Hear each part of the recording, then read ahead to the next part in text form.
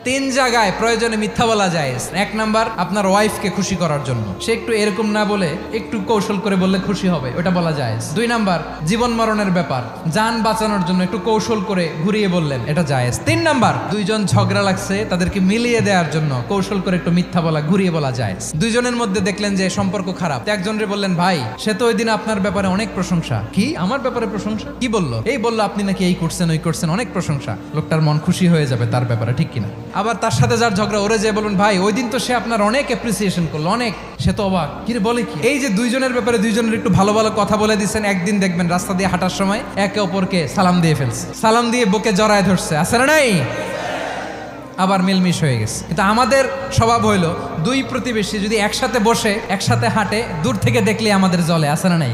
ঘটনা কি? এই দুইটার মধ্যে এত মিল কে? এই দুইটার মধ্যে গিরিঙ্গি লাগানো যায় কিভাবে? আল্লাহর কাছে তওবা করেন, এই মানসিকতার যেন আমরা না হয়, আমরা মিলিয়ে দিব।